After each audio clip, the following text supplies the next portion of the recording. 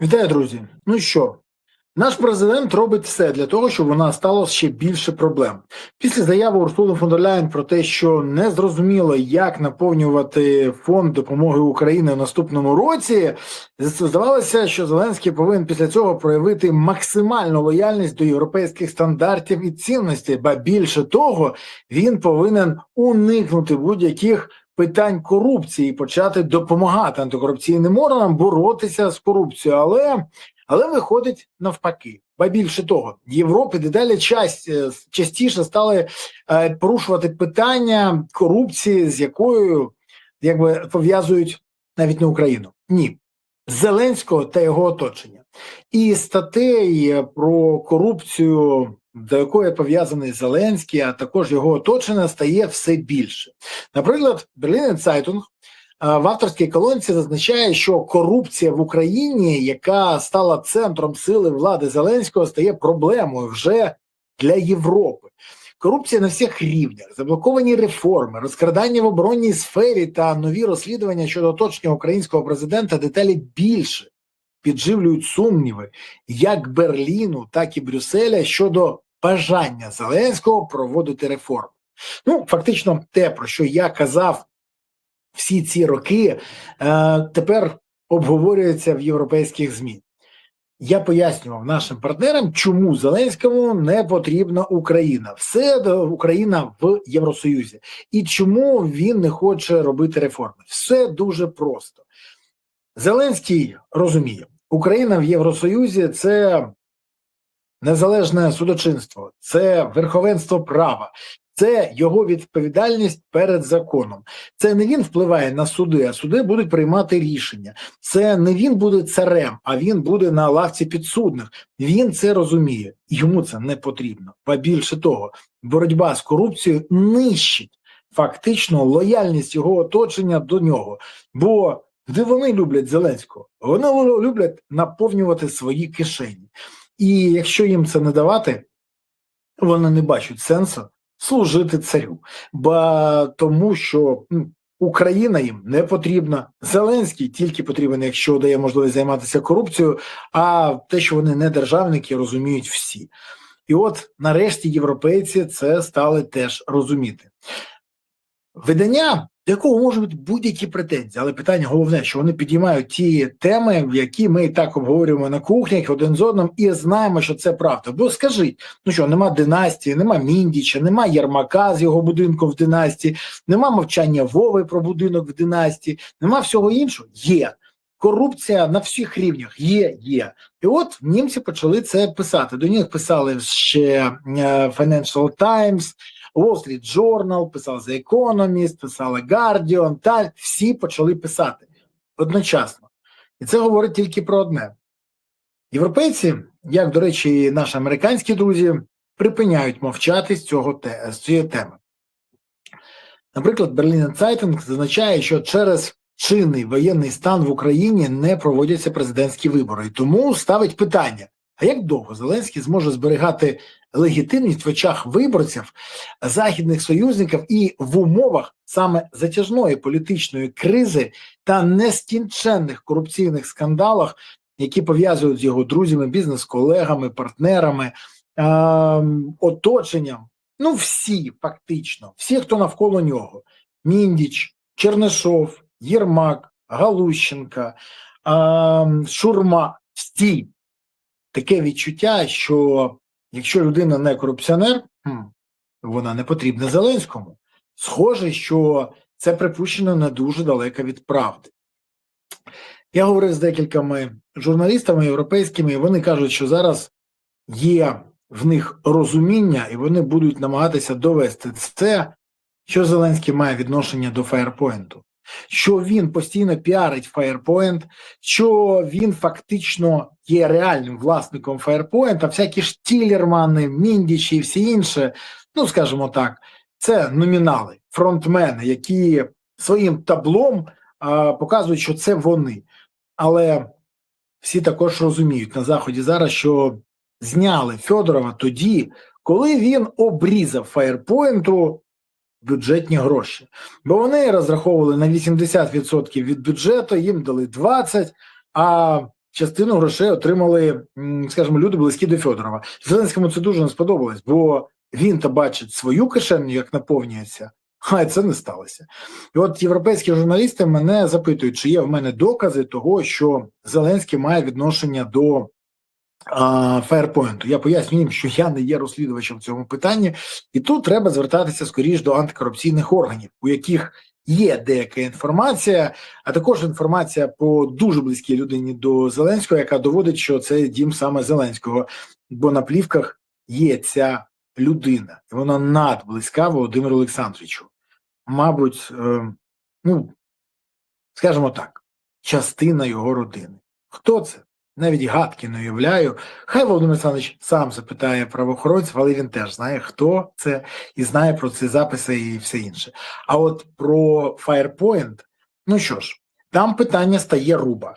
Якщо дійсно Зеленський власник цієї компанії, тоді буде геть інша відповідальність, про яку він зараз може тільки перелякано думати. Але це буде, бо європейці, я розумію, сьогодні дуже налаштовані серйозно. Наприклад, в ще одному німецькому виданні пишуть, зазначається, що великим секретом залишається питання. Великим секретом питання, скільки мільярдів зібраних західними платниками податків для України та її військових потреб потонули в корупційному болоті Києва. Ви уявляєте, як про нас думають ті ж самі німці? Ви уявляєте, який імідж Зеленський створив Україні? Ви уявляєте, що після Єрмака, Міндіча, Чернишова, Стефанішина і будинку в династії, як вважають, ким вважають українців? Націю тотальної корупції? Мені це дуже не подобається. Бо більше того, Україна не є нацією тотальної корупції, але влада, яка сьогодні в Україні, побудована на корупції. І корупція є тим мотиватором, яка об'єднує корупціонерів навколо лояльності Зеленського. Крім того, наприклад, от Berliner Zeitung пише, що антикорупційні органи України вважають, що оборонні компанії України використовуються для розтрати державних коштів. Ой-ой-ой. Цікаво, а ким це вони використовуються? Як ви думаєте, хто ж та людина, яка може впливати на бюджет України? Давайте спробуємо вгадати. Напишіть в коментарях, як ви думаєте, хто ця людина? І чи може бути це тим самим Вовою, для якого будують дім в династії? І, до речі, чи знає Володимир Олександрович, хто ж той Вова, для якого будують той будинок в династії? Бо хто Андрій, ми вже всі знаємо. Це Єрмак. А хто ж той Вова, для якого будують дім, який значно більше, ніж будинок Єрмака, і про який, як сором'язливо сказали представники антикорупційних органів, не вони викладали ці плівки, тому вони не несуть відповідальність за те, яку інформацію там викинули. Так от, мені цікаво, а може саме з цих грошей побудували будинок для Вови в династії поряд з будинками Єрмака, Міндіча, Чернишова. І загалом, може, тепер чекаємо на санкції проти Berliner Zeitung, бо Зеленський побудував зараз систему, в якій, якщо ти вказуєш на корупцію, тобі санкції. Якщо мовчиш, посади в наглядових радах або лояльне ставлення до тебе. Якщо ти вказуєш на факапи, помилки і брехню Зеленського, тебе будуть переслідувати, використовуючи всі інституції, а також всі кишенькові служби України. Від Служби безпеки України до, вибачте, не України, а Офісу Президента. Так от, від Служби безпеки України до Центру протидії дезінформації, який перетворився остаточно на Міністерство правди з романів Орвелла. Ганебно та цинічно. Ну що ж, той самий випадок, коли блазень перетворюється на Лілі Путіна або міні-Лукашенка на мінімалках. Це не про зріст, це про масштаби і про мету. Слідкуйте уважно за тим, що відбувається, бо на Заході вже починають про це говорити публічно. А це перший дзвіночок для нашого шоумена. І щось мені підказує, що він не останній, а потім буде набат. Головне, щоб це не був набат по Україні, який спровокує Зеленський. Оце надважливо.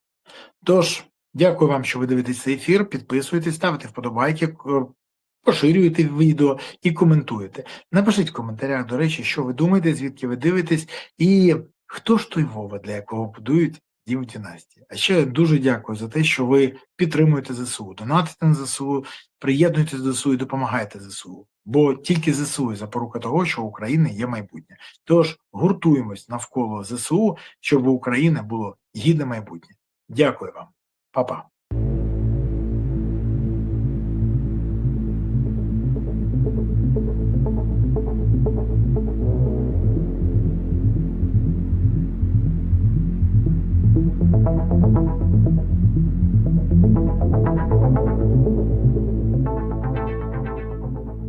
Вітаю, друзі! А вам не здається, що гарант Конституції занадто часто порушує Конституцію України? Ну от, є вже навіть рішення Конституційного суду, в яких фіксуються факти порушення Конституції президентом України, який веде себе не як президент, а як шоумен. Давайте говорити мовою фактів, мовою прямих порушень і те, що підтверджено вже офіційно. Наприклад, 30 грудня 2020 року за одну добу до Нового року Конституційний суд України заявив, що президент Володимир Зеленський цинічно вийшов за межі своїх конституційних повноважень і порушив положення Конституції, видавши указ про відсторонення голови Конституційного суду України Олександра Топицького. І варто визнати, що це не перше і не останнє порушення Конституції. Можна ставитись як завгодно до Топицького, можна ставитись як завгодно до Зеленського, але є факт порушення. І коли президент України, який має навпаки бути гарантом Конституції, його порушують, то постає питання. То хто він? Злочинець? Бо він постійно порушує Конституцію. Це не перший раз, не перший випадок. Тоді він рецидивіст. І який ховається за тим, що в нього є імунітет від відповідальності. Чим він краще тоді за того ж Лукашенка, який теж порушує? Чим він краще від будь-якого злочинця, який порушує закон тільки тим, що в нього є імунітет? Ну, в мене запитання, наприклад, від кого більше шкоди? Від Зеленського, який порушує Конституцію, чи якогось дрібного крадія, який вкраде 10-12 шоколадів? І відверто відповідь лежить на поверхні. Бо Зеленський, порушуючи Конституцію, нищить не тільки довіру до держави, а й знищує права і можливості жити українців в своїй країні. Бо це базовий закон, головний закон країни. До речі, а хочете ще більш зухвале і цинічне порушення закону нашим президентом, яке призвело до загибелі багатьох українців? Будь ласка. Згідно з розділом 5 статті 106 Конституції України, в 20-му пункті президент приймає відповідно до закону рішення про загальну або часткову мобілізацію та введення воєнного стану в Україні або окремих її місцевостях у разі, увага, зараз головне, і це згідно закону, разі загрози нападу чи небезпеки державній незалежності України. Ви пам'ятаєте, коли президенту почали наші партнери казати про те, що росіяни готуються напасти? В листопаді 2021 року про це почали казати публічно. Наші партнери почали публічно заявляти: Володимир Олександрович, робіть хоч щось, почніть. А що зробив Володимир Зеленський у лютому 22-го, коли всі партнери та їхні розвідки казали про вже неминучу загрозу нападу? Він тоді закликав готуватися до травневих шашликів. Він не оголосив загальну мобілізацію, не оголосив військовий стан, не провів якісь навчання разом з представниками НАТО на кордонах України або адміністративних кордонах. Він навіть не почав давати команду мінувати мости на Чонгару, не підготувати можливості нанесення удару, окремо ракетного удару. Так, він же ракети не виробляв. Завдяки зусиллям Зеленського, його міністра оборони Тарану, а тоді всі гроші з ракетобудівних програм були перекинуті спочатку на резервні, спочатку на казначейські рахунки, а після того на велике крадівництво. А асфальтом якось не вдалося бити по ворогу. Але питання ж не в тому. Зеленський прямо порушив Конституцію і не виконав її вимоги. Ви розумієте? Це злочин. Це не просто порушення головного і найважливішого закону країни, а дії, які прямо призвели до втрати територій і загибелі громадян України. Кров тих, кого Зеленський закликав готуватися до травневих шашликів і повірив йому, залишається на його руках. Бо замість того, щоб готувати тривожну валізу і під час нападу виїжджати, вони залишились в Бучі, Мощуну, Ізюмі, Маріуполі, Херсоні. І велика кількість цих людей нічого не може вже сказати, бо їх немає серед нас. А території, які тоді були втрачені саме через це, що Зеленський не захотів запроваджувати воєнний стан і порушив пряму норму Конституції. Ба більше того, мотивував він це своїми економічними інтересами. Як він казав, ми боялися, що люди почнуть виводити гроші. А він не боявся, що люди позбавляться своїх життів через його дії. Бо так і сталося. Ба більше того, він не боявся, що його недолугі, незграбні, некомпетентні дії призведуть до катастрофічних наслідків. Бо сталося саме так. А він не боявся, що люди, які йому повірили, потім ніколи навіть не скажуть йому: Вова, що ти зробив, бо ми загинули. А так, цього він не боїться. Він боїться тільки питання про того, хто такий Вова, якому будують будинок в династії біля будинків Єрмака, Міндіча і Чернишова. До речі, це теж порушення, але не Конституції, але закону України, і Зеленський про це знає. Але ж це не останнє порушення Конституції. Зеленський багато разів порушував різні статті. Нещодавно, 7 липня, він порушив ще раз одну статтю Конституції. Стаття 34 Конституції України гарантує кожній людині право на свободу думки і слова, вільне вираження поглядів, а також право вільно збирати, зберігати, використовувати і поширювати інформацію усно, письмово або іншим способом на свій вибір.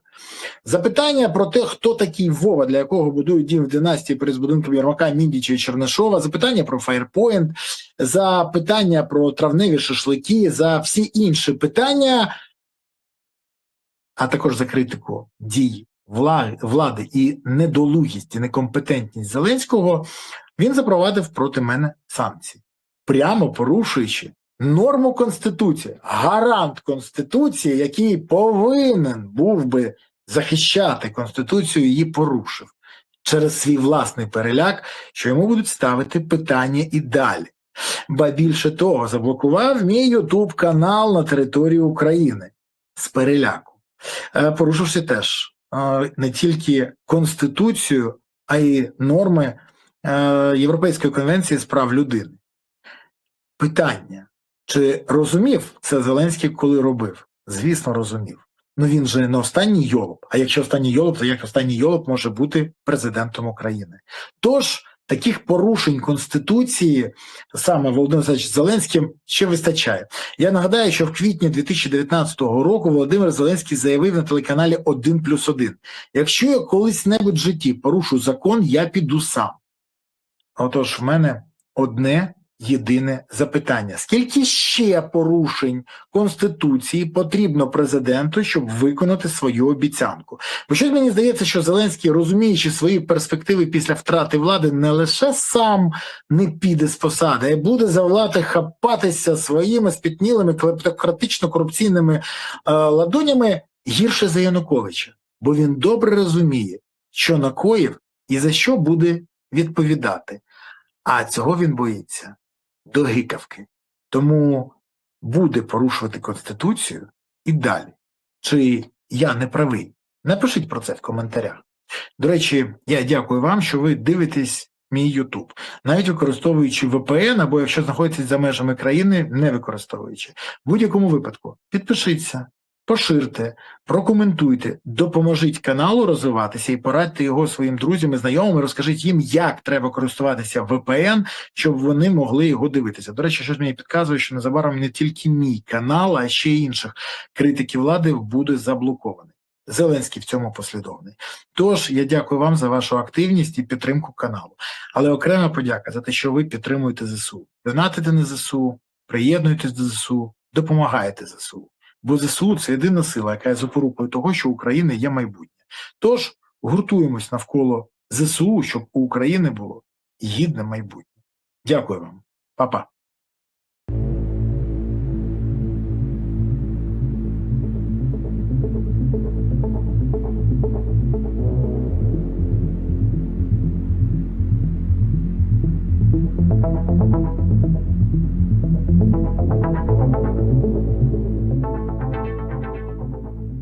Вітаю, друзі! Вже неможливо закривати очі на те, що відбувається. Я і не закривав, але хочу звернутися до тих, хто намагався ігнорувати реальність і казав, він навчиться, він зміниться, він зможе зробити крок, щоб подолати все це. Ні, не зміг. Мова про Зеленського і про те, куди він тягне Україну. Якщо дуже стисло, то якщо описати взагалі реальний сценарій найближчих подій, які вимальовуються у нас попереду, то це нова атака Зеленського на антикорупційні органи. Його спроба врятувати Єрмака від другої підозри у корупції за квартиру на Печерській та Арахамію від першої підозри у корупцію за конверти депутатам. До речі, від «Слуг народу». До речі, якщо, по-перше, там є дуже цікаві докази, то, по-друге, взагалі фантастичні. «Слуги народу» дали покази. І найцікавіше, що для того, щоб уникнути покарання. Це так характерно для «Слуг», які готові здати і зрадити будь-кого, навіть того, хто їх кормив зі своєї руки. Хоча краще б вони просто не брали хабарі і оці гроші. Це було б найкраще. Давайте відверто казати. Зараз всі розуміють, що буде попереду. Атакувати НАБУ і САП буде поклад, якому дано карт-бланш. Завдання, яке поставив тимчасово виконуючий обов'язки голови СБУ покладу президент Зеленський, це створити патову ситуацію, за якою НАБУ та САП не будуть чіпати найближчого оточення шоумена, припинять вручати підозри, припинять зливати інформацію, а також, коли він буде спокійно мовчати і не відповідати на запитання, які хоче отримати відповіді суспільства. Наприклад, хто такий Вова, для якого будують будинок в династії. І тоді СБУ не буде рвати антикорупційні органи, бо атака буде, і про це говорять одночасно з декількох джерел, не лише по детективах НАБУ і САП, прокурорах САП, а й по керівництву. Ну, якщо до Семена Кривоноса в мене взагалі ніякого пієтету після того, що він зробив, і після того, як він замарав себе спочатку з купкою голосів для Батьківщини на виборах, а потім, фактично підлогом, коли він сказав, що це його дитина, а потім з'ясувалося не його дитина, для того, щоб уникнути покарання, я впевнений, ця людина не може боротися з корупцією в Україні, але на нього може тиснути Офіс президента, бо є за що. Ще раз кажу, і я це розумію. І саме тому, щоб він не виписував ці підозри, і щоб не передавав їх САП, які підпише прокурор САП, зараз на нього і тиснуть. І я розумію, що можуть дотиснути. Так от, за цієї ситуації найцікавіше, як будуть реагувати «Слуги народу». Вони вдосталь наїлися лайна рік тому, коли підтримали своїми голосами атаку на незалежність НАБУ та САП, яку ініціював Володимир Зеленський. І сьогодні вони не готові давати голоси за призначення поклада головою СБУ. На те є дві причини. Перша, вони бояться дати повноваження покладу через його репутацію жандарма і через те, що він буде готовий виконати будь-яке завдання Зеленського, навіть якщо воно є з порушенням закону. Тому що дехто каже, ми йому дамо такий дозвіл, а потім нам хана. І «Слуги» в особистому спілкуванні визнають, що фізично бояться поклада. Народні депутати України. Боже, що це за люди? Де їх понабирали? Взагалі, хто це їх відібрав, що вони перелякано бояться тимчасово виконуючого обов'язки, не розуміючи ані своєї сили, ані своїх повноважень? або маючи за плечима величезну кількість ганьби та злочинів, через які їх і можуть тримати на гачку. Ба більше того, вони так бояться поклада і не мають бажання зробити з нього батіг президента, що дехто хоче захворіти і проголосувати ногами. Це тоді, коли замість того, щоб голосувати за ту чи іншу особу, просто не приходиш на голосування. Називається голосувати ногами. Але є й друга причина, і вона не менш важлива, ніж перша. А велика кількість слуг боїться, що таке голосування за покладом може бути сприйнято в антикорупційних органах як підтримка атаки проти них і пришвидшити вручення їм підозр. Корупціонери з ВР зараз на шпагаті, а не брати хабарі, а не займатися корупцією, а не займатися незаконним збагаченням. Вони не думали? Чи вони прийшли в Верховну Раду, щоб трохи прибарахлитися, як написав один зі слуг, а інший заступник міністра тоді йому написав: тут грошей стільки, що навіть онукам вистачить. Схоже, вони так своїх онуків забезпечили, що сьогодні стоять на гачку у всіх. І у антикорупційних органів, і у СБУ. Ну що ж, бачили очі, що купували? Хай тепер хоч повилазять. Але найстрашніше в цій ситуації – це те, що Зеленський сфокусований не на інтересах держави та питаннях оборони, а на питаннях порятунку свого найближчого оточення. Він фактично зацікавлений в цементуванні себе далі у владі та уникнення відповіді на питання, наприклад, на такі, як хто такий Вова, якого будують в династії, або де 3000 ракет, які він обіцяв, або як сталося, що Міндіч очолив корупцію, його бізнес-партнер по квартал 95 і найближчий друзяка. Ну і багато інших. Він не хоче, щоб ці питання йому ставили. І тих, хто ставить питання, він намагається залякати або закрити їм рота, блокуючи їх канали зв'язку, наприклад, YouTube, Telegram, Facebook, або накладаючи санкції. Ну що ж, Вові це, схоже, не допомагає. Я вважаю, що через все це Зеленський неспроможний бути ефективним президентом та виконувати свої функції. Обґрунтовано варто казати, що пріоритети Зеленського сьогодні не відповідають інтересам Україні, тому що Україна навпаки повинна боротися з корупціонерами, а не захищати їх від антикорупційних органів. А Зеленський робить протилежне. І він будує автократію, а не захищає демократію і цінності, за які б'ється сьогодні Україна. Україна не хоче бути тою ж самою Білоруссю або Росією, або мімікрувати якось в цьому форматі. Тут варто звернути увагу, що будує Зеленський. Бо, як зазначила редактор внутрішньої політики «Дзеркала тижня» Інна Ведернікова, Україна – монархія. Я би сказав, квазі-монархія, тому що Зеленський вважає себе царем, але не є коронованою особою. Причому монархія, яка пише пані Інна, не освічена.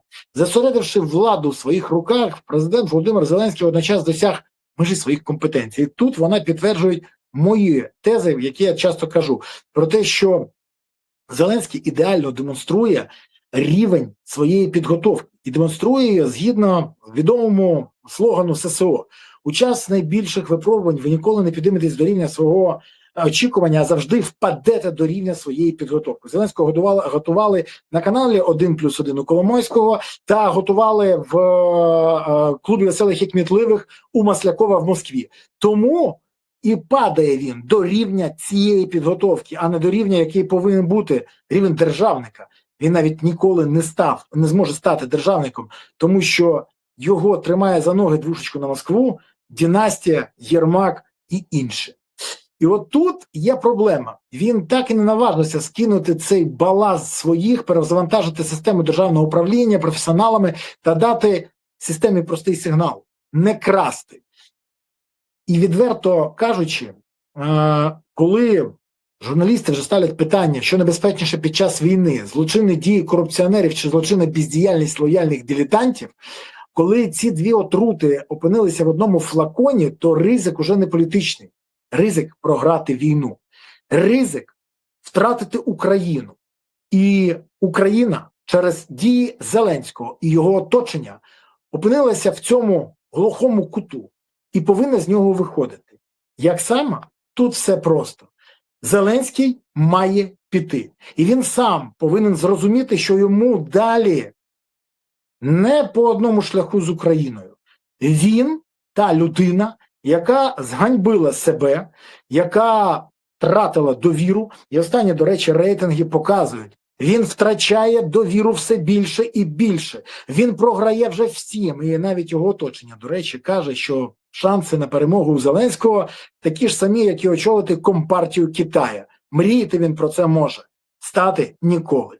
Тому треба розуміти, Зеленський має піти. З Зеленським Україна Росію не переможе і не стане ніколи членом ЄС. А Лукашенка на мінімалках Україні не потрібен. Висновки робіть. Зеленський висновки зможе зробити тільки коли це стане загальносуспільним тиском і коли він зрозуміє, що цар на прізвисько Зеля Україні не потрібен. Дякую вам, що дивилися, дякую, що підписалися, поставили вподобайки, прокоментували і поширили відео. Окрема подяка вам за те, що ви радите цей канал іншим і радите його дивитися через VPN, тому що Зеленський хоче, щоб ніхто нічого не знав, щоб українці не чули інші голоси, окрім його і його єдиного телемарафону. Зеленський боїться, коли пишуть і говорять про корупцію. Тому підписуйтесь, ставте вподобайки і радьте цей канал іншим. А ще не забувайте, будь ласка, підтримувати ЗСУ.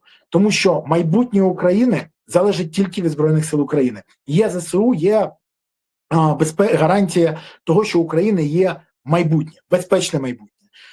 Тож, приєднуйтесь до ЗСУ, донатьте на ЗСУ, допомагайте ЗСУ. Гуртуємо всі навколо потреб ЗСУ, і у України буде гідне майбутнє. Дякую вам. Па-па.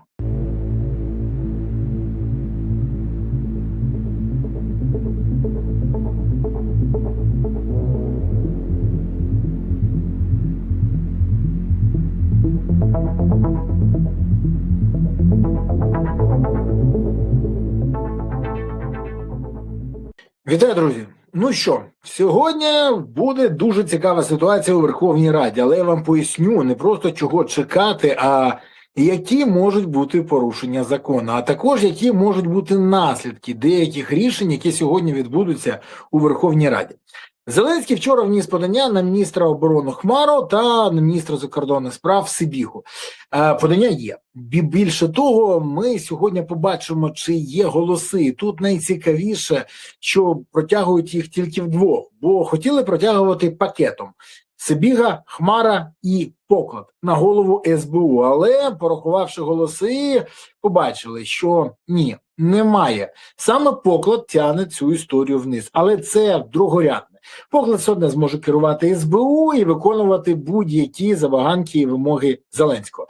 Питання в іншому. Фактично залишається інтригою, чи будуть депутати голосувати за свідоме порушення закону. Бо згідно закону на посаду міністра оборони може бути призначена цивільна особа, виключно цивільна особа. А інакше це пряме порушення закону.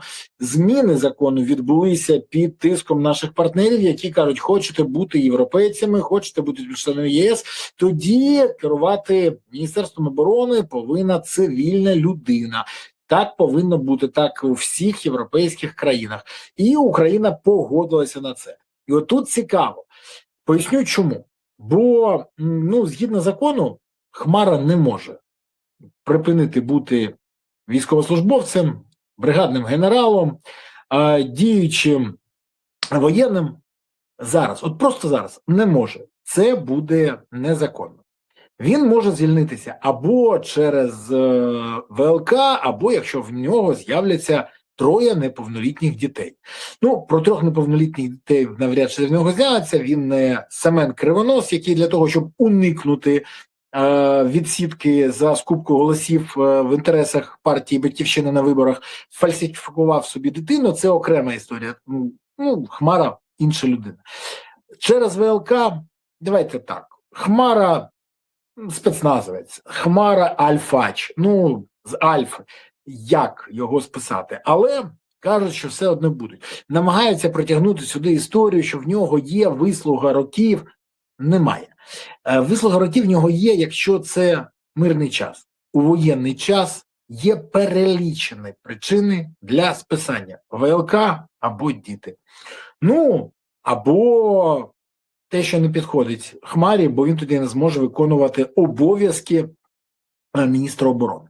І все ж таки він погодився скласти свої, скажімо, офіцерські погони, обмінявши на посаду міністра. От в мене цікаво, як можна за добу перетворити військовослужбовця, навіть якщо на це хоче Володимир Олексійович Зеленський, на цивільного. Бо я маю великий сумнів, що це офіційно і законно можна зробити. Чи два існують? Напишіть, будь ласка, в коментарях, мені дуже цікаво. Тому що якщо Хмару можна з бригадного генерала зробити за добу цивільного, то мені цікаво, а чому не можна тоді звичайного якогось солдата теж зробити цивільним? Що заважає? Тільки то, що він не хоче стати міністром оборони, так ви запропонуєте цивільному, солдату стати міністром оборони. Може і погодиться.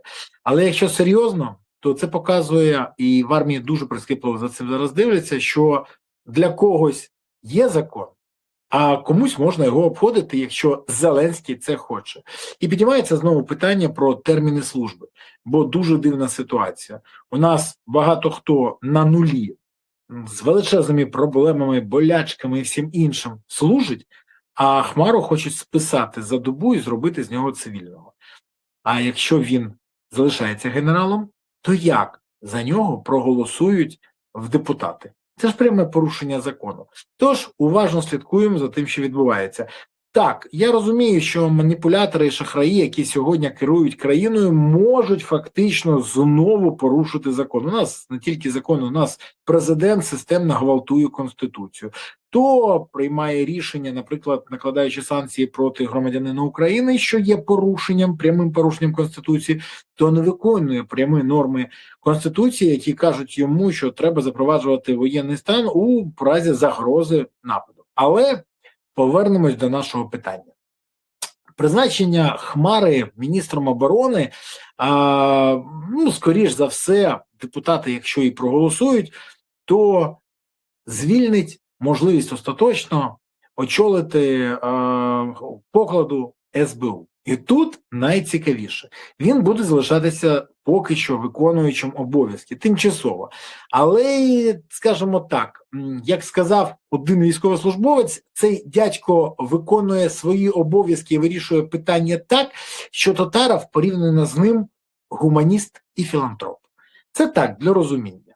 Ба більше того, вже і Українська Правда писала, і Дзеркало тижня, і всі інші, що завдання, які ставить Зеленський покладу, м'яко кажучи, не дуже законні.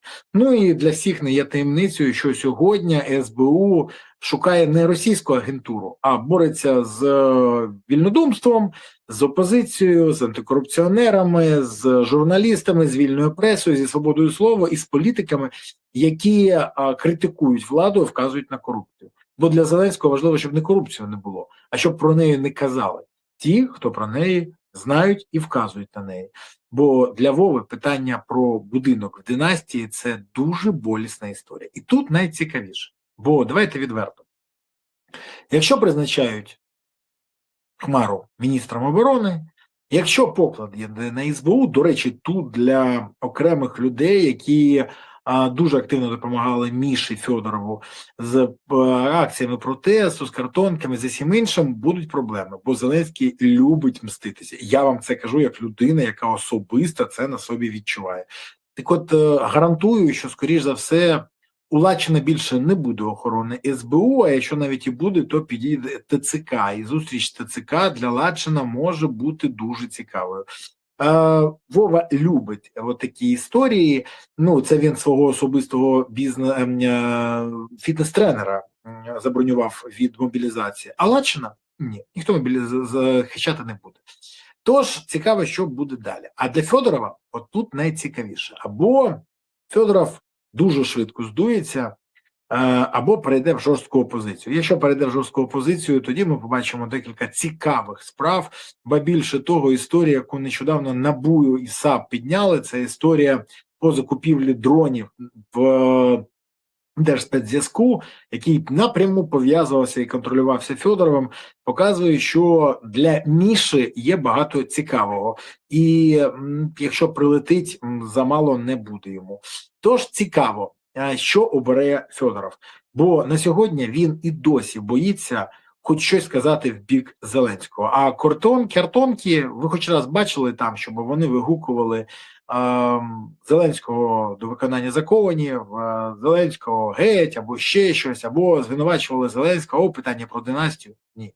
Чому? Ну, тому що для Міші було важливо, щоб оцей картонковий протест виглядав за нього, а не проти Зеленського.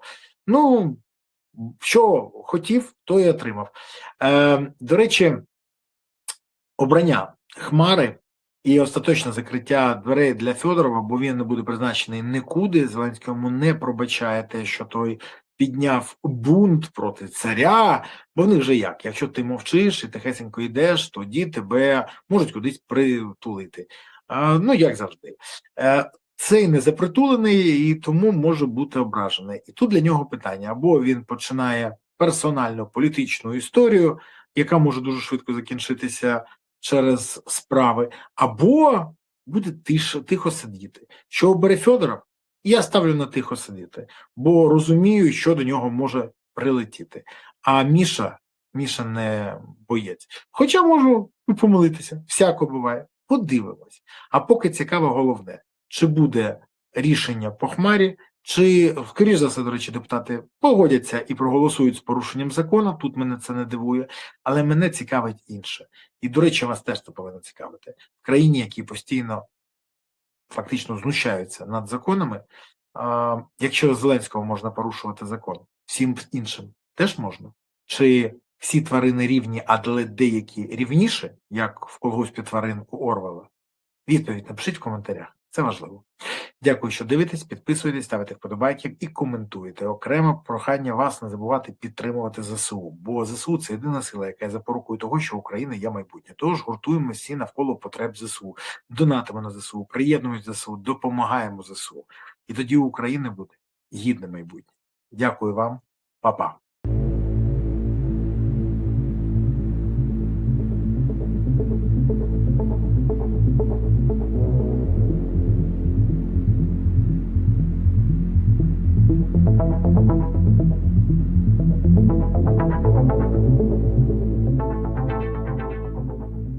Вітаю, друзі! Знаєте, мені дуже подобається, що ви далі дивитесь цей канал, і я вам за це дуже вдячний. Але мені дуже не подобається, як радикальні праві польські політики розпалили антиукраїнську істерію на користь своїх відсотків на виборах, які повинні бути в наступному році. От зараз ми і з вами поговоримо і про вибори в Європі, і про наслідки для України. Але хочу зразу сказати, що попри те, що мені не подобається, як діють радикально праві польські політики, мені дуже подобається, як швидко та ефективно польська поліція знаходить, затримує нападників на українські, і як швидко по ним проходять судові процеси. Ба більше того, наприклад, вчора ви всі бачили, як в Польщі затримали підозрюваних у нападі на українських дітей, що сталося вчора зранку. Зранку знайшли, по обіду вже затримали і вже передали до правоохоронних органів. Поліція в Польщі працює ефективно, і вона повідомляє, що це були 46-річна жінка та 34-річний чоловік. А прем'єр Польщі Дональд Туск засудив напад, назвавши його антипольською дією. Це приклад того, як повинен діяти закон, коли він працює. І це те, що я хотів би бачити в Україні. Не те, як президент витирає ноги об закони України, а як закони працюють. Але давайте відверто, наш президент навіть Конституцію гвалтує, то про що мова? А мова сьогодні в нас з вами піде про те, що буде відбуватися незабаром. Чому польські політики почали гнати цю тему? Тому що вибори, тому що б'ються за владу. І тут дехто з них так почухав себе і каже, ну, мать їх нехай, будемо грати в цю гру, бо нам потрібні відсотки. Те, що вони можуть набрати відсотки, я навіть не сперечаюся, але те, що це може допомогти Росії і знищити взаємовідносини України і Польщі, а потім їх багато років треба буде відновлювати, Це теж беззаперечно. Але, схоже, ті політикани, які б'ються сьогодні за владу в Польщі, не дуже хвилюються про це. До речі, вибори в Польщі можуть кардинально змінити ставлення до України, якщо ці політики переможуть, і саме їх лінія буде домінувати у ставленні до України. А ще треба нагадати, що у нас є величезна проблема. Урсула фон дер Ляєн заявила про те, що питання з фінансуванням допомоги України на наступний рік досі не з'ясовано, ба більше того, не зрозуміло, як наповнювати фонд, з якого ми повинні отримати 45 мільярдів. І на тлі цього поляки, те, що вони граються, це тільки перший дзвіночок, бо це все може перейти в набат. Давайте я вам поясню. У наступному році будуть вибори не лише в Польщі, ще будуть вибори, наприклад, в Італії. І те, як змінюється ставлення італійської влади до України, ми вже помічаємо. Попри всі заяви, Мелоні робить іншу заяву. Прямо каже, що не буде допомагати Україні, не буде зброєю, не буде приймати участь Італія, брати участь Італія у програмі ПУРЛ допомоги по купівлі зброї у Сполучених Штатів. І взагалі сьогодні вона дистанціонується від цієї теми. Чому? Ну, тому що ця тема б'є по рейтингам. Україноскептики домінують. Причини дуже прості. Величезна кількість корупційних скандалів примушують багатьох задуматись про те, що гроші європейських платників податків йдуть не на допомогу Україні, а на добудову будиночка в династії, або на двушечку на Москву, або ще кудись на якісь корупційні схеми. Величезна корупція, яка сьогодні трапляється і спостерігається в Україні під час повномасштабного вторгнення, підриває довіру до України. І останні соцопитування в Італії кажуть, що недовіра до України саме через величезну корупцію. Ви розумієте? Зеленський і його оточення своїми діями підривають довіру. Італійці, на жаль, не одні такі, і те, що Мелоні сьогодні дистанціонується від нас, демонструє головний маркер. Це те, що ми побачимо незабаром в Європі, тому що ця корупція є гарним інструментом у україноскептиках на виборах. Бо вони кажуть, дивіться, куди ми допомагаємо, кому ми допомагаємо. Величезна кількість корупційних скандалів. І, до речі, вони кажуть, це ж знайшли навіть не ми, це знайшли українські антикорупційні органи, тож ніхто нічого не вигадав. Але вибори ще будуть і у Франції. І там найцікавіше. Там так, дійсно, фаворитка Ле Пен, не факт, що вона виграє, не виграє, Мелашон, все інше, це окрема історія. Але ставлення до України теж буде не найкращим. І відверто багато хто висловлює побоювання, що може змінитися кардинально ставлення, як змінилося після Байдена і приходу Трампа. Тож після Макрона, якщо переможе Ле Пен, ми можемо отримати величезні проблеми із фінансуванням програм, із політичною підтримкою, і взагалі з україноскепсисом, а також з більш лояльними питаннями в бік Росії. А ще треба не забувати, як останній пакет протягували санкції проти Росії. Там багато хто, і, наприклад, та ж сама Франція, відстояла свої інтереси і не накладання санкцій на деякі галузі економіки Росії, а також на деяких осіб. Про це теж не варто забувати. Також можуть бути вибори у Німеччині. Оце поки що їх ніхто не бачить, але експерти кажуть, що вони назрівають. А там ситуація взагалі кепська. Поясню, про що йде мова. Там переважно на місцевих виборах вигравати починає АДФ, альтернатива для Німеччини. Найцікавіше, що це доволі радикальна партія, яку багато хто називає аналогом того, що було під час Гітлеру. Антиіммігрантська, така, знаєте, шовіністична партія. І от найцікавіше, що німці почали схилятися до цього. І тут є проблема. Бо ця партія займає чітку антиукраїнську політику. Як ви думаєте, що вони ставлять попереду в своїх тезах і в своїх аргументах? Вони не чухають реп, ні. Вони просто прямим текстом кажуть, корупція в Україні страшна. І коли Berliner Zeitung виходить з статтєю, в якій є слова, що гроші європейських платників податків розтворилися невідомо де в болоті української корупції, а корупція є головною силою Зеленського для утримання влади в Україні, ну, я вам хочу сказати чесно, це просто козир, який дають в руки того ж самого АДФ. Бо вони постійно кажуть, ну от ми можемо вам побудувати неймовірне життя, не можуть, але кажуть. Але ці гроші йдуть на Україну. Це як 300 мільярдів, про які постійно каже Трамп. Але тут вони кажуть, от дивіться, ми зараз допомагаємо. Краще б ми ці гроші пустили на наших пенсіонерів, на наших дітей, ще кудись, програми внутрішні, а йдуть на Україну. А в Україні, на жаль, ці гроші йдуть на будинок в династії, в кишені окремим персонажам, і це викликає велику проблему. Це викликає недовіру до України. Тож, що я можу сказати? Поляки, французи, італійці, німці, ви розумієте, що може бути попереду? Нагадаю, що у нас не дуже дружні стосунки з прем'єром Словаччини, у нас натягнуті стосунки дуже зараз з болгарами, які взагалі відмовились нам продавати зброю. І в нас є взагалі величезна кількість сьогодні скептиків, які ставляться до нас, м'яко кажучи, не дуже позитивно. Тому, якщо і далі буде домінувати корупція в Україні, якщо її хвиля не згасне, якщо Зеленський і далі буде знаходитися в вирі корупційних скандалів, це буде все бити по нам.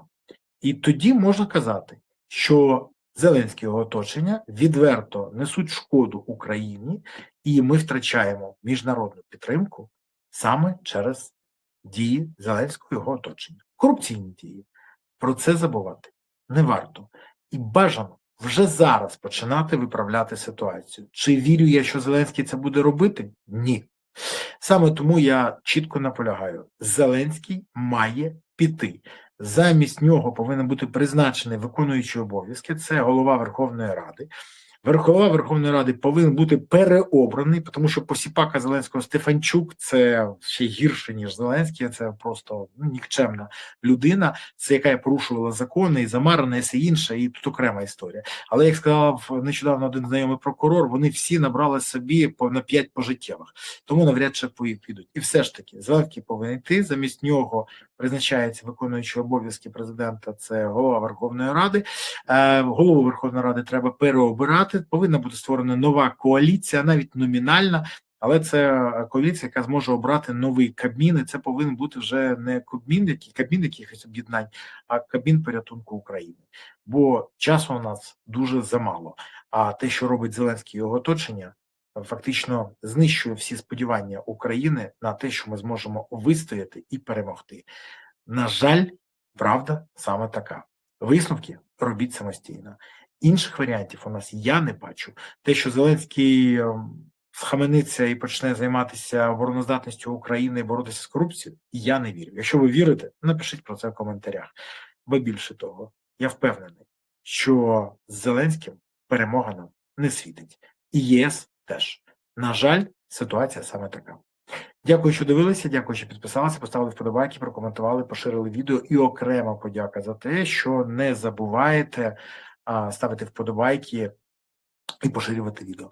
Ну, а головне, підтримуйте ЗСУ, донайте на ЗСУ, приєднуйтесь до ЗСУ, допомагайте ЗСУ. Бо ЗСУ – це єдина сила, яка запорукує того, що Україна є майбутнє. Тож гуртуємося всі навколо ЗСУ, і у України буде гідне майбутнє. Дякую вам. Па-па.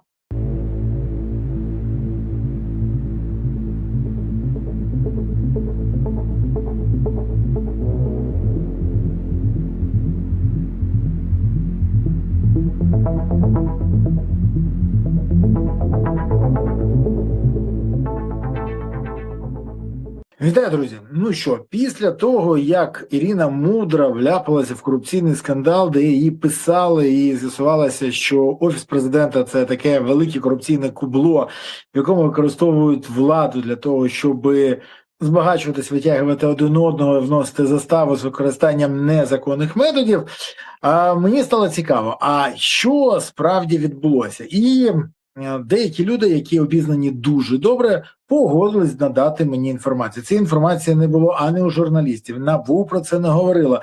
І я вам зараз розповім, що сталося за, скажімо так, за межами того, що ви вже знаєте. Почнемо з того, що коли завдання мудрі поставили, то це завдання дійсно могли поставити тільки дві людини. Зеленський і голова Офісу Президента. Головою Офісу Президента тоді вже був Кирил Буданов, Зеленський був президентом, і цікаво, хто з них ставив завдання мудрі. Але те, що це сталося тому, що Галущенко сказав, що він вже втомився сидіти за ґратами, тому що всіх випустили, а він чекає, коли за нього нарешті внесуть ці 150 мільйонів, і він, якщо не вносить, готовий співпрацювати з НАБУ і САП, дуже сильно мотивувало, кажуть, 4-й етаж Офісу Президента. Там Володимир Олександрович сказав знайти гроші і внести. А от хто дав команду мудрій, чи особисто Зеленський, чи голова Офісу Президента, бо, нагадаю, на записах чітко можна почути, командир дав команду. Хто командир в неї, тільки дві людини могли це бути. Так само хочу сказати, що тут стає найцікавіше. Щоб це зробити, звернулися до Мікітася, звернулися до ще деяких людей, наприклад, до бізнесмена Астіона. І він сказав, що ні, він своїми грошима не буде гратися в цю гру, але готовий познайомитися з тих, хто вміє переводити готівку в безготівкові гроші. От тут найцікавіше.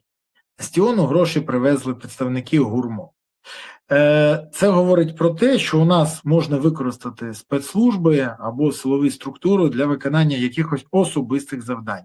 Питання, хто дав команду ГУРМО вести 150 мільйонів гривень готівкою Астіону, це окрема історія. На плівках це теж є інформація, ба більше того, потім Астіон об'єднав цих людей, які привезли гроші, які переводили їх готівку, і тут треба згадати, що згідно інформації, яку розповсюджувала «Українська правда», кошти внесли 3 компанії, 3 ТОВки. ТОВ «Тетріс Оптіма», вони внесли 54 мільйони гривень, ТОВ «Герант Контракт» 87 мільйонів, ТОВ «Скайт Рітейл» 5 мільйонів і ТОВ «Передсервіс» 4 мільйони. Не дуже напрягаючись, можна поговорити і з'ясувати, звідки вони взяли, хто їм приніс. В общем, це з'ясувати не дуже складно. Це перша історія. Друга історія – це вже трохи інше. Хто писав, як писав, все це дрібниці. Головне питання – хто дав команду мудрій. Тому що це наказ до скоєння злочину. І тут дуже важливо. Після згадування про те, що мудрі поставили задачу взяти під контроль Сенсбанк, до речі, державний банк, яким володіє держава на 100%. Для того, хто не знає, це державний банк. Але взяти під контроль, це значить давати вказівки. І, до речі, тут неможливо було обійтися без їхнього безпосереднього керівника. Але вплив на нього мало декілька людей. Ну, наприклад, мав вплив Вася Веселий, хоча про нього я щось не чую тут, але ще це міг бути голова Нацбанку, який фактично теж впливає на рішення. І тут цікаво, Пишного ніде не чути. Чому? Був, не був, дізнаємось трохи згодом. Але важливо, що в ухвалі суду є такі слова. У подальшому невстановленими особами з Офісу Президента України перед мудрою ІР була поставлена задача залучити необхідні резерви для внесення застави на спеціальний рахунок Вищого антикорупційного суду України за колишнього міністра юстиції та колишнього міністра енергетики Галущенка ГВ. Поясню, що відбулося. Дві особи поставили завдання мудрі. Одна з них могла бути, а може обидва. Це може бути, ще раз кажу, або голова Офісу Президента, або президент. Хто? Ну, тут питання до мудрої. Але щось мені підказує, що вона піде тим самим шляхом, що і Галущенка. Скаже, якщо не внесуться на неї гроші, вона буде готова назвати одну з цих осіб. Або обох, або когось. Не знаю, в мене нема такої інформації, а ці люди, які знають, посміхаються і кажуть, незабаром буде дуже веселе шоу. Мене від цього не весело, бо більше того, Я розумію, що на це запитання міг би відповісти, наприклад, Вова, для якого будують будинок в династії поряд з будинком Єрмака, Міндіча і Чернишова. А поки ми не знаємо ані хто той Вова, ані хто дав команду Мудрій. Оця клята невизначеність. Але на плівках є ще декілька моментів, які взагалі ставлять під питання навіть легітимність того, що Зеленський заявляв раніше. Дайте оці заяви, що Міндіч злочинець, все інше. На плівках Мудра відверто каже, що телефонує в офіс президента і там дає команди, вказівки і все інше. Міндіч. Розумієте, тепер є докази того, що Міндіч і далі на контакті з Банковою. І Банковою, і Зеленським, і він не просто телефонує в офіс президента. Тож все це докази, фактично майже доведено, що це було імітацією, грою. А позбавлення громадянства України було для того, щоб його не могли видати Україні як громадянина України з Ізраїлю. Найцікавіше, на Міндіча наклали санкції на 3 роки, на мене на 10. Відчуваєте різницю? Той, хто наносить шкоду Україні, отримає 3 роки санкцій. Той, хто ставить питання про Вову і династію, отримає 10 років санкцій. Як кажуть, в Одесі відчуйте різницю. Але це говорить про головне, що після того, як Мудра виконала усі команди свого керівництва і скинули у відбій як використану карту. До речі, так само, як Фьодорова та інших. Бо Ірину Мудру звільнили з посади заступниці керівника Офісу президента після обшуків і підозр від НАБУ і САП. Ну, давайте відверто. Шоумен зливає всіх. До речі, злі язики з Офісу президента кажуть, що Ірина Мудра була в Офісі куратором по запровадженню санкцій. Не контролювала санкції, цим займається Власюк, це окрема історія, але Власюк, який офіційною особою з цього питання, був лише дрібним виконавцем. Так, шостка на підхваті, зайчик. А тут інша історія. Комунікація з Мін'юстом, з усіма людьми, координація, адміністрування цього питання і взаємодія, якщо потрібно, в окремих випадках з Верховним судом. Цікаво. Чи судді Верховного суду розуміють, які будуть наслідки після всього цього. Але питання геть в іншому. Мудра вирішувала багато питань, які хотіли вирішити в Офісі і, наприклад, цим же самим Мін'юстом. До речі, пам'ятаєте, що саме Мудру хотіли зробити міністром юстиції після того, як Галущенко був звільнений і з цієї посади після скандалу з Міндічейтом. Уявляєте собі, спочатку Галущенко отримав підозру в корупції, потім отримала би Мудра, 2 міністра поспіль. Ну і хтось здивований, що всі навколо Зеленського отримують підозри в корупції. Чи вважаєте, що вони йшли служити Україні, а не своїй кишені? Взагалі, я так розумію, що нам потрібен якийсь вихід з цієї ситуації. І єдиний варіант, який бачу Зеленський після всієї цієї ганьби, навіть не відповідаючи, хто такий Вова, для якого будують династії, або хто надав команду Мудрій, має йти у відставку. Давайте відверто. Верховна Рада має переобрати голову Верховної Ради, бо Стефанчук, як і всі інші посіпаки Зеленського в темі і в системі, а новому голові Верховної Ради надаються вже тоді повноваження тимчасово виконуючого обов'язки президента. УВР повинні створити після цього нову коаліцію, вони проголосують за уряд порятунку України, і це початок, лише початок тих дій, які дозволять почати змінювати ситуацію на краще та вилізти Україні з цього корупційного болота імені Зеленського. Ну, пишіть в коментарях, якщо погоджуєтеся, що я правий. А я так розумію, що після підозри в корупції Мудрій мені варто трохи змінити своє традиційне запитання до Володимира Зеленського про Вову і династію. Схоже, що воно повинно тепер звучати ось так. Чи знає Вова, для якого будують дім в династії, біля будинку Єрмака, Міндіча і Чернишова, хто такі невстановлені особи з Офісу президента, які дали завдання заступниці голови Офісу президента Ірині Мудрій взяти під контроль Державний Сенсбанк та внести гроші на заставу за Галущенка? Ну, тому що всі розуміють, чий це будинок, хто дав ті завдання Мудрій, але як же ганебно для України сьогодні виглядає ця ситуація. Блазень фактично перетворив Україну на посміховиська і приклад того, як робити не треба, як жити не треба. На нашій країні зараз показують приклад, що відбувається, якщо Невігласа і його оточення заводять у владу. Цікаво, чим зараз будуть перебивати в інформаційному полі цю тему? Будуть лякати загрозою вторгнення з Білорусі, мобілізацію жінок та 18-річних. Про це вкинуть чи розкажуть, що відбувся 117-й замах на життя нашого шоумена. Бо стільки всього цікавого є. Єдине що, це не вирішує наші проблеми. Тому що Вова і Україна йдуть різними шляхами. Вова хоче зберегти себе і владу, а Україну хочеться зберегти як державу. І це взагалі різні цілі. Зрозумійте це. Дякую, що дивилися, дякую, що поставили вподобайки, прокоментували, поширили відео і підписалися. Окрема подяка за те, що підтримуєте ЗСУ. Донатите на ЗСУ, допомагаєте ЗСУ, приєднуйтесь до ЗСУ.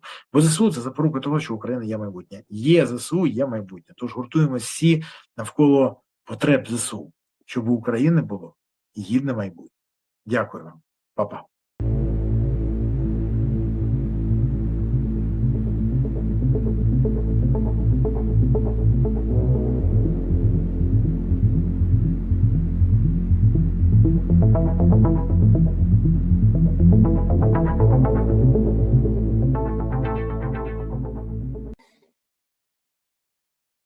Вітаю, друзі!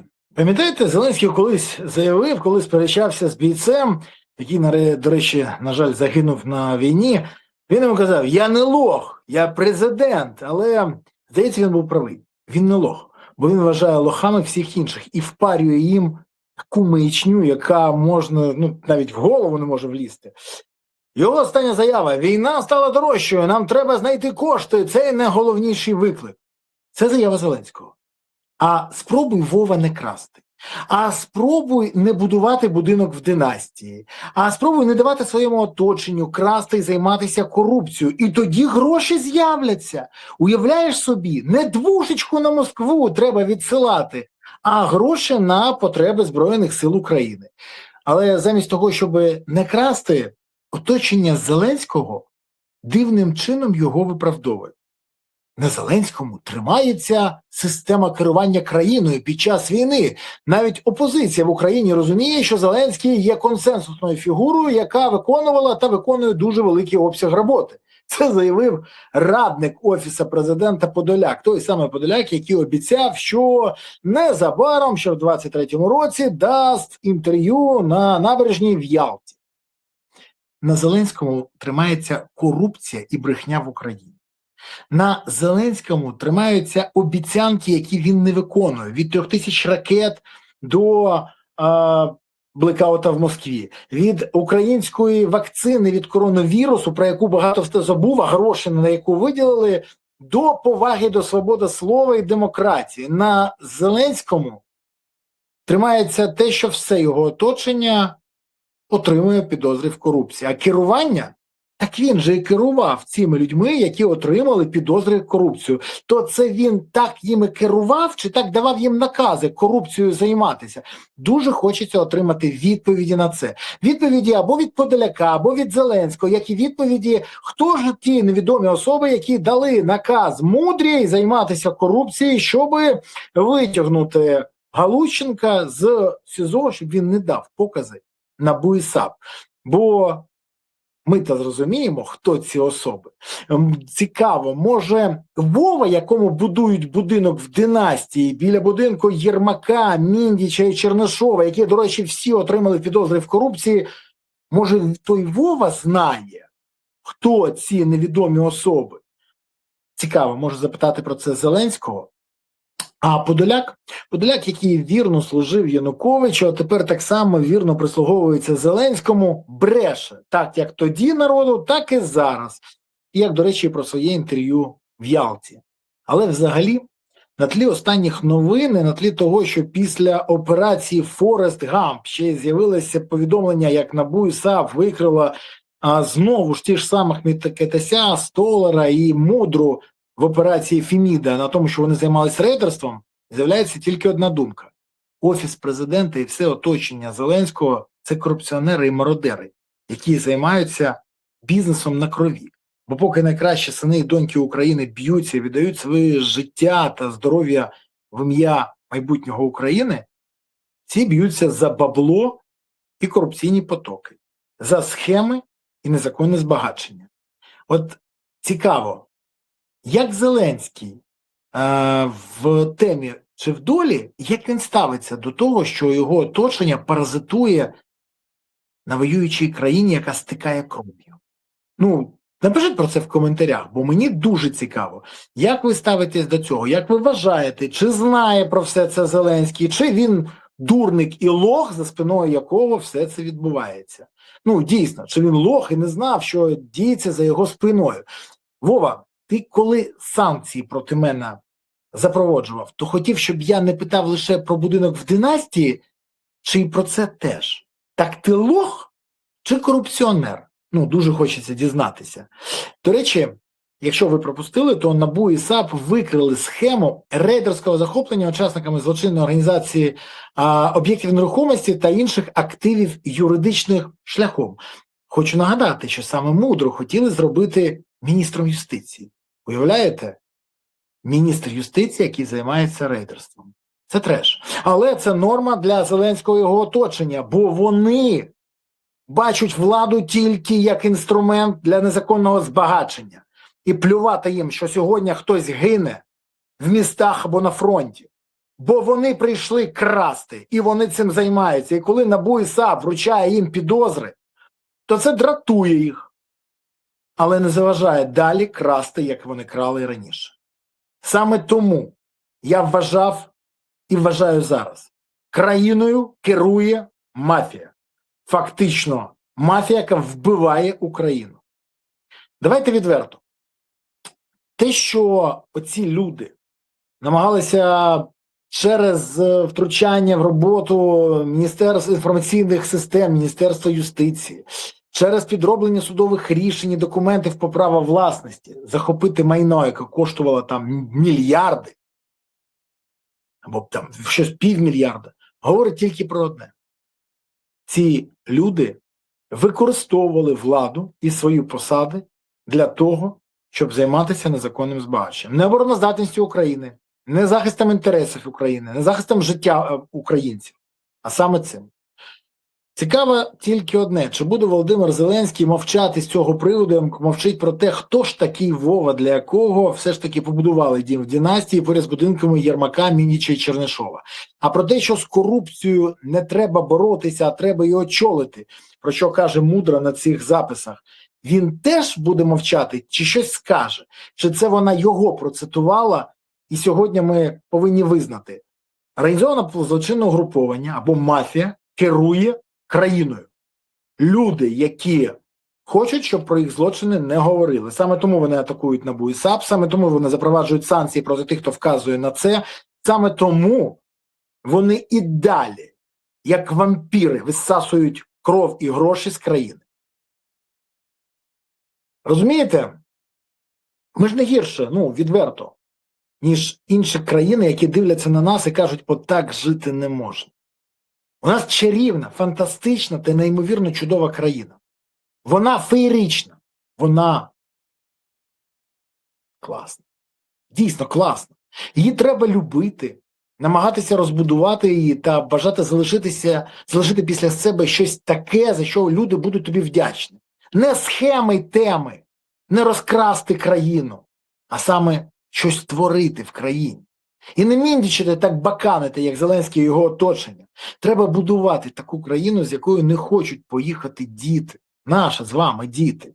Бо ці крадуть, щоб їх діти жили за кордоном, а не в Україні.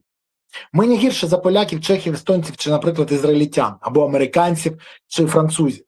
Просто наших людей тривалий час привчали до життя в лайні. І привчили. Треба це змінити. Нація повинна скоріше позбутися як комплексу меншовартості, так і зрозуміти свою відповідальність перед нащадками. Державу сьогодні вбивають ті, кого обрали керувати Україною в 2019 році. Нищать Україну рашисти, а корупціонери, покидьки, друзі та невігласи Зеленського її вбивають, допомагаючи нашим ворогам своєю корупцією. Бо корупція вбиває фізично. кожен раз, коли нема грошей на захист міст або оборону позицій, то росіяни вбивають українців. Через корупцію теж. Ми можемо змінити Україну на краще, та окрім нас це ніхто робити не буде, бо нікому це не потрібно. Це треба зрозуміти.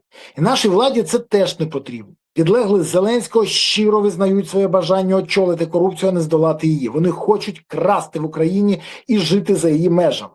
А ми хочемо жити в Україні. І щоб Україна вистояла. У нас різні погляди і різні цілі. І окрім нас, це не потрібно нікому. Це треба запам'ятати і зрозуміти. Якщо таке розуміння стане мотиватором для змін, то в нас все вийде. Все абсолютно. Але треба не тільки чекати змін, а й прикладати зусилля для цього. Інколи своєю працею, інколи своєю небайдужістю, інколи своїми голосами або вчинками. І все в нас вдасться. Але з цією владою мародерів нам не по дорозі.